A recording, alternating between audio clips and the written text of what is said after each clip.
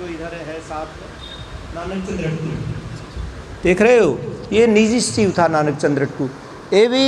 ये भी कह रहा है ये अंतिम कुछ वर्ष, नानक चंद्र रट्टू डॉक्टर अम्बेडकर के अंतिम कुछ वर्ष, और ये डॉक्टर अम्बेडकर के अनछुए प्रसंग हैं।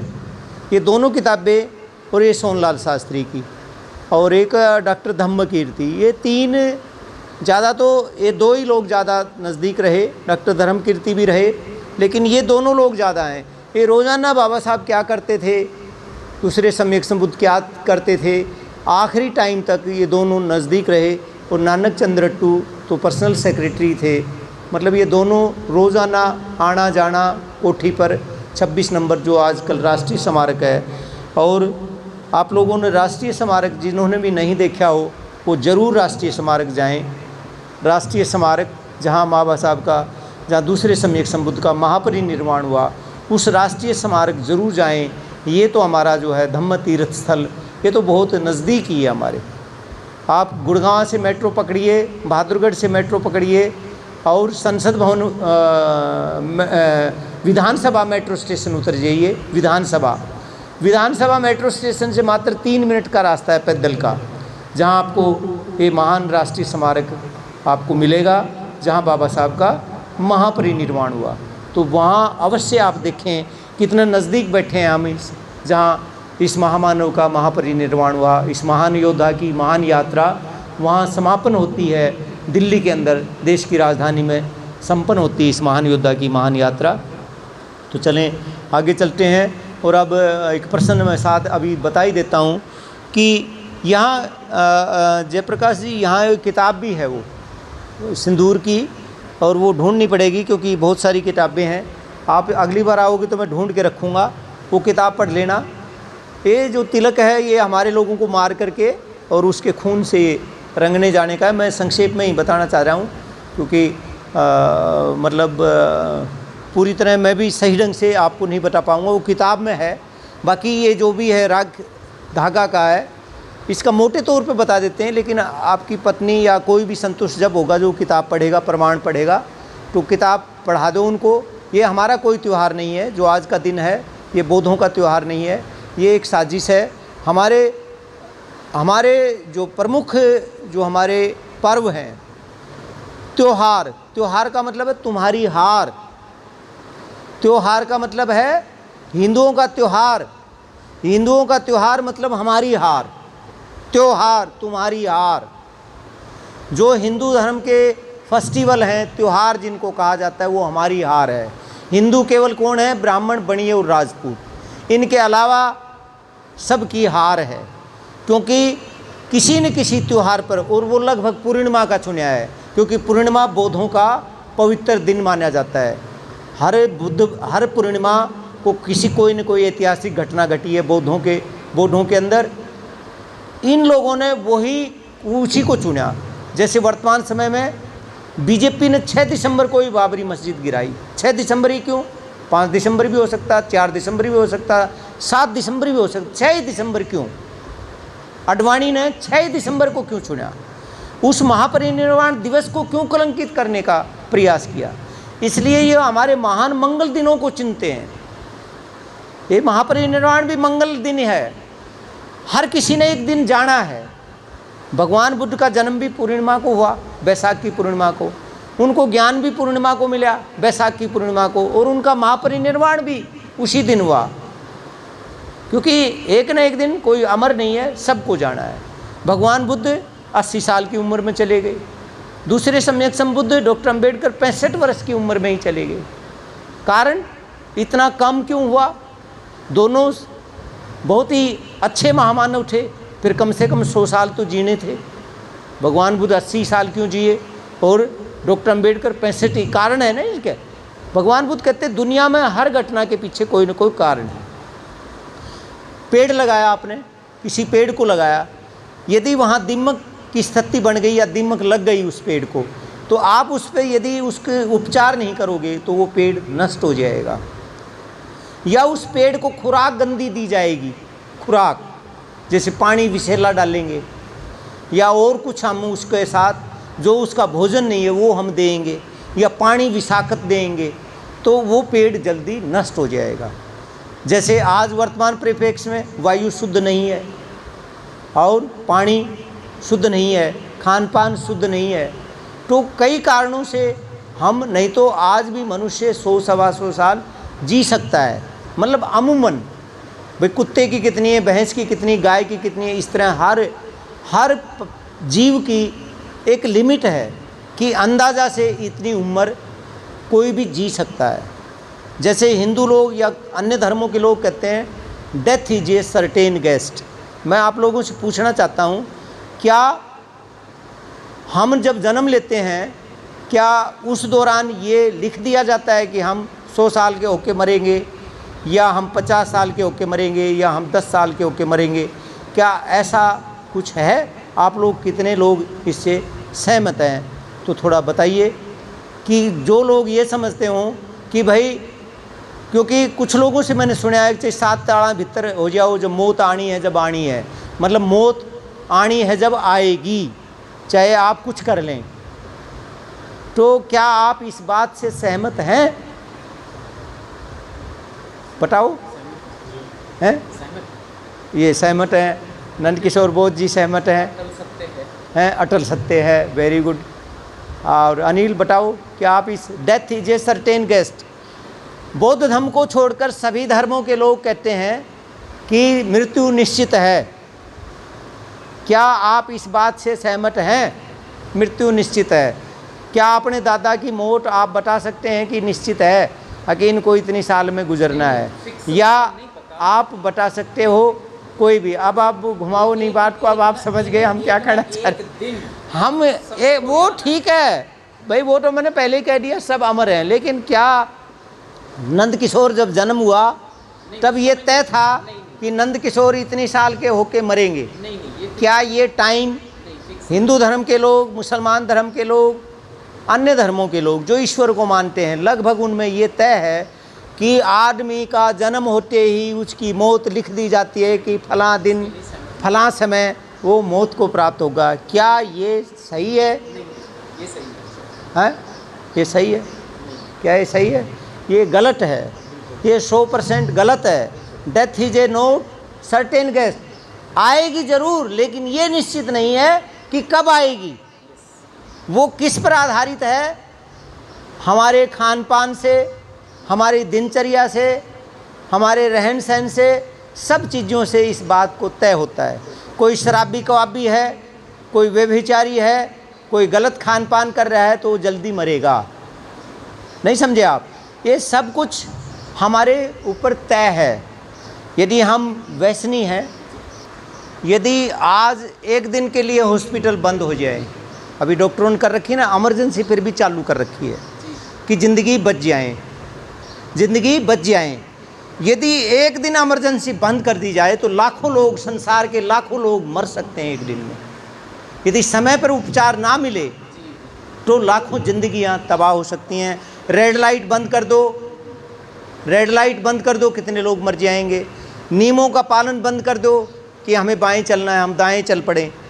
कोई नियम कानून कायदे बंद कर दो, ट्रैफिक रूल बंद कर दो, कितने लोग मर जाएंगे। तो ये मृत्यु निश्चित नहीं है। मृत्यु आएगी, लेकिन ये तय नहीं है, ये आपके ऊपर है, आप कैसा जीवन जीते हैं। यदि हम अच्छा खान पान रखेंगे, बुराइयों से बचेंगे, तो हम लंबा जीवन आज भी 100-125 साल आज भी हम जी सकते हैं। लेकिन कुछ उम्र घट रही है, कारण उसका पर्यावरण से है, क्योंकि जो हवा है यही खराब हो गई। अब हवा ही वायुमंडल की खराब होगी तो कुछ ना कुछ फ़र्क पड़ेगा। और दूसरा एक उदाहरण देता हूँ, यहाँ पे तोसाम में के पास है एक खानक, करेशों की नगरी। वहाँ जा कर के उन परिवारों से मिलिए। उन परिवारों का जो लोग वहाँ खानक में काम करता है, वो मुश्किल से 40 या 50 साल की ही ज़िंदगी जी पाता है। इसी तरह जो कपड़ों के कारखाने में, जो कहते हैं सूती मिल के कारखाने या कपड़ों के कारखाने, जहाँ कपड़ा बनता है, जहाँ रुई से कपड़ा बनता है, तो उनको टिब्बी हो जाती है।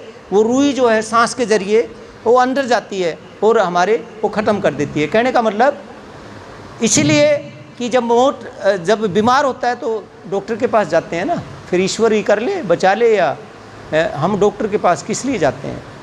और डॉक्टर वास्तव में मनुष्य की सबसे बड़ी सेवा है। भगवान बुद्ध के वैध जीवक, अभी हमारे एक भांजा है, वो चाइना देश से MBBS करके आया, तो उसका स्वागत समारोह कोशिश करेंगे हम यहाँ, बौद्ध राष्ट्र से वो आ रहा है, तो यहाँ हम उसको आदर दें। मतलब चाइना चीन देश से वो आ रहा है MBBS करके, तो उसको हम एक ऐसी एक किताब भेंट कर रहे हैं, जीवक, भगवान बुद्ध के वैध जीवक। और अभी आनंद तो एक बेटा वो लेके आया है जिसमें भगवान बुद्ध और जीवक दोनों का चित्र है, और जिसमें भगवान बुद्ध से वो याचना कर रहे हैं कि मुझे भिक्षु बना दीजिए। लेकिन भगवान बुद्ध ने क्या कहा कि रुग्ण भिक्षुओं की सेवा कौन करेगा, आप तो भिक्षु बन जाएंगे। जीवक कहने लगा कि मुझे भिक्षु बना दीजिए, लेकिन भगवान बुद्ध से उल्टा उनसे प्रश्न किया, ये नहीं कहा नहीं, उन्होंने उल्टा प्रश्न किया कि बीमार भिक्षुओं की सेवा कौन करेगा, बीमार जो भिक्षु होंगे उनका रोग कौन ठीक करेगा। इसलिए भगवान बुद्ध के यदि आप इस कथन से आपको कोई शिक्षा मिलती है कि भिक्षु से भी बड़ा होता है डॉक्टर, डॉक्टर भिक्षु से भी बड़ा होता है।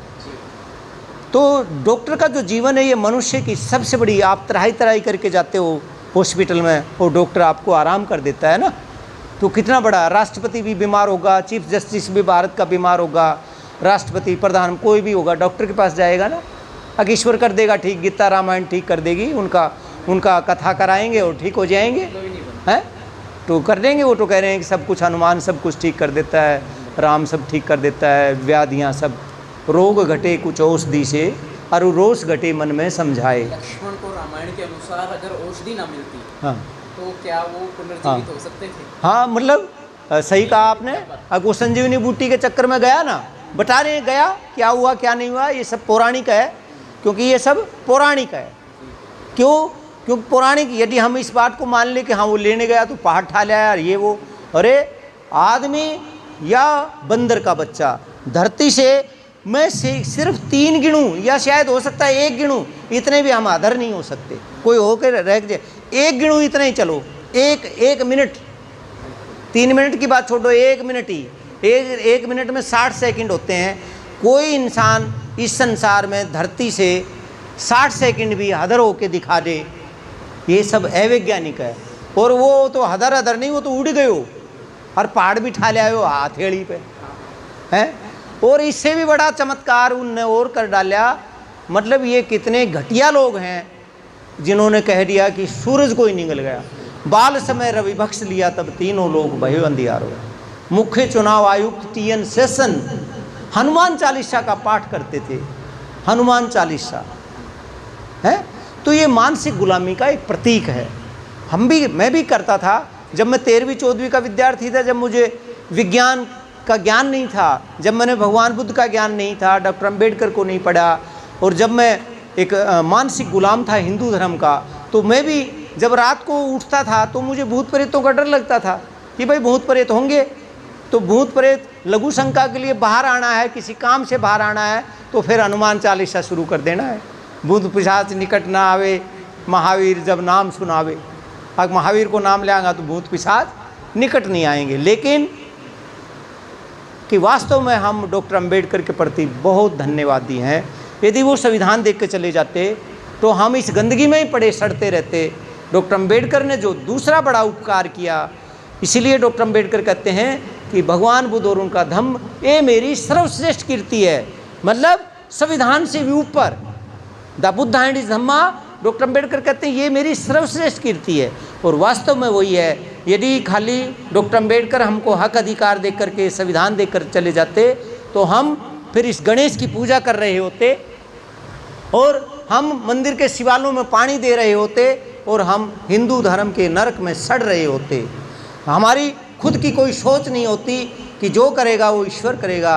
लेकिन आज भगवान बुद्ध के धम्म ने, इस महान धम्म ने हमको पशु से इंसान बना दिया। हिंदू धर्म की एक और पुरानी बहुत बड़ी कुरीति थी चरक पद्धति, यक्ष योग। अरे अब जैसे ही आपने कहा चरक, चरक संहिता, चरक संहिता, चरक का, जिसमें रथ को एक मंदिर है, उस मंदिर से लेकर के और वो निश्चित दिन होता था, उस पर वहाँ का जो बाबा जी या जो भी उसका धर्म का जो पाखंडी वो बैठता था रथ पर, और रथ के पहियों के आगे अपना जीवन जानबूझ के उसके आगे लेट जाते थे और लहूलुहान होकर के जानबूझ कर मतलब एक सुसाइड करते थे कि उससे हमें को स्वर्ग मिलेगा। पता नहीं कितनी सारी आप रूह कांप जाती है। असल में देखा जाए तो डॉक्टर अंबेडकर से पहले जो डॉक्टर अंबेडकर आए, डॉक्टर मकाले, जो मकाले को आधुनिक अंबेडकर कहा जाता है, लॉर्ड मकाले को भूतकाल का अंबेडकर कहा जाता है। अंग्रेज़ बड़े न्यायप्रिय थे, equal offence to equal punishment, समान अपराध तो समान सज़ा, मतलब बहुत सारे सुधार तो अंग्रेज़ों ने ही भारत में लागू कर दिए। इतनी घृणित प्रथाएं थी हिंदू धर्म की, मैं कह नहीं सकता। जैसे आदमी मरा तो उसकी पत्नी को ज़बरदस्ती चिता में डाल दिया जाता था, मतलब एक जिंदी औरत को ज़बरदस्ती चारों तरफ खड़े हो जाते थे, उसको भांग भूंग पिला पलू के और जैसे तैसे ज़बरदस्ती उसको आग में जलाया जाता था। पर उन्हें कितनी सारी कुप्रथाएँ हैं। जब देखते हैं कि ये हिंदू धर्म क्या है, तो वास्तव में डॉक्टर अंबेडकर ने कहा ये एक खारा सागर है, ये एक नरक है, ये धर्म नहीं है, ये तो मनुष्यों को या भारत के मनुष्यों को, भारत के मूल निवासियों को गुलाम बनाने का एक षड्यंत्र है और कुछ भी नहीं है। ये केवल ब्राह्मण बनिए और राजपूतों को भी, ब्राह्मण को तो सब अधिकार देता है और फिर राजपूतों को और फिर ब्राह्मण क्षत्रिय वैश्य और फिर वैश्यों को, बाकी शूद्रों को केवल सेवा का अधिकार और अति शूद्रों को तो बस मतलब क्या है, ये तो एक सज़ा देने का एक जुल्मी एक तंत्र है। ये मतलब दुनिया का सबसे निकृष्ट या सबसे जालिम कानून है, मतलब बहुत ही गया गुजरा, मतलब क्या कहें मानवता पर ये इस तरह के कोई कानून थोड़ी होते हैं। ये तो पता ही नहीं क्या है। पर फिर भी दुख इस बात का है, सब कुछ हमने सुन लिया है, पढ़ लिया है या सह भी लिया है। भाई क्या हमन को नहीं पता, बरसा से पानी पियाया करते, 6 महीना में नहाया करते, थारा भीम ने पिंड छुड़ाया।